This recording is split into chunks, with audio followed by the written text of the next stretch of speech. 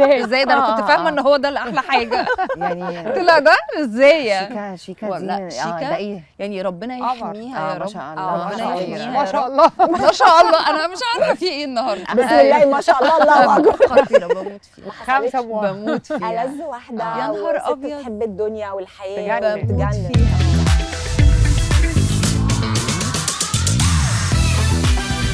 بتعملي ايه في السوشيال ميديا؟ يعني انت لو منزله صوره مثلا وتخنانه وفي تعليقات اللي هي بتبقى لذيذه قوي دي، عارفاها طبعا.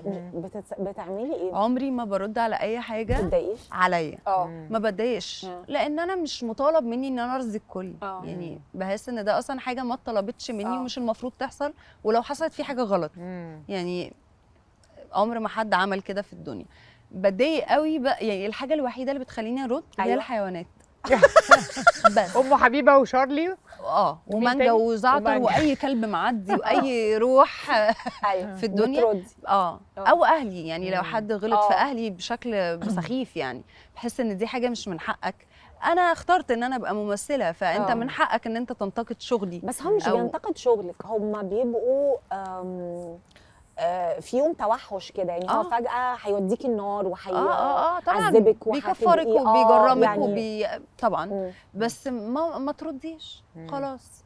بجد ما بيهمنيش. بس بيهمني جدا ان انا الاقي بني ادم مغيب شايف ان حاجه، كل حاجه في الدنيا قالت عليها ان هي ما تنفعش، وانت شايف ان ده عادي. فاهم يعني اللي هو لا لا لا لا هو عادي. هو اصلا المفروض البني ادم ياكل، ناكل الاثنين يعني. ليه واحد بس اللي ياكل فينا؟ يعني يا القطه احنا الاثنين ممكن ناكل وكلنا نعيش مبسوطين. فالناس عندها انجر وغضب غير عادي. لو سلمت ودني ليهم دي كارثه. بس ده برضو مجهود، انت شغاله على نفسك انك ما تعمليش كده. لا ده مجهود غير عادي. انا عندي يوم اجازه يلا بينا نتخانق.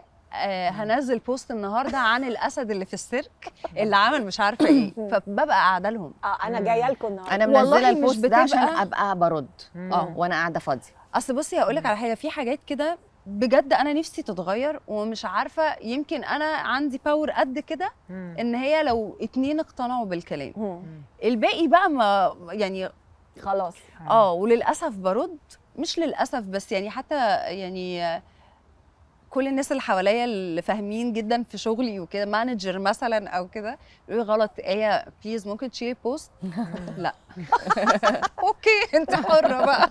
بس انا الحاجات دي بحس ان هو لا، يعني ده جزء بقى من النعمه اللي ربنا اداها لي، ان انا مثلا في 50 بني ادم ممكن يتاثروا باي حاجه بقولها.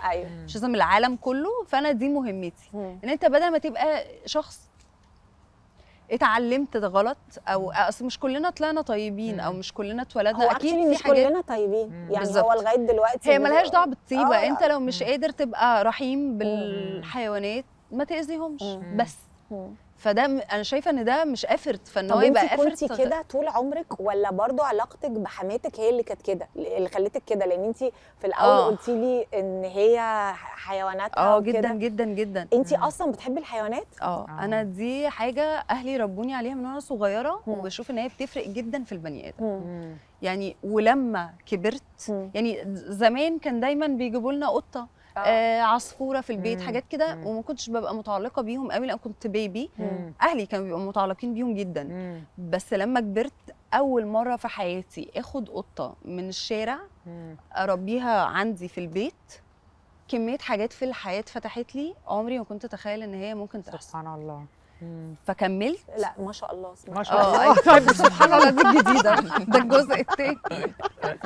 بس بجد بتفرق قوي، بتفرق قوي قوي. وعمري في حياتي ما حسيت ان هم عبء او ان انا مش عارفه اتصرف لا في اكلهم ولا في شربهم ولا في الدكاتره بتاعتهم، ان هم ممكن يبقوا مش مكلفين بس بيحتاجوا فلوس. طبعا بيحتاجوا اكل وشرب ورعايه. طبعا. عمري ما حسيت ان انا بعمل مجهود علشان اوفر الحاجات دي من عند ربنا 100%. دي للقطط بس ولا عامه؟ كل الحيوانات. اي حيوان. بتقول لك الاسد. اي حيوان ده اي حيوان بجد. يعني انا بشوف ان دي حاجه ربنا اكيد جايبها في الحياه طبعا، عشان احنا كبني ادمين عندنا عقل. عشان بس الناس بيقولوا اصل دول من غير عقل. ربنا بقى اداك انت عقل عشان تاخد بالك من اللي ما عندوش عقل.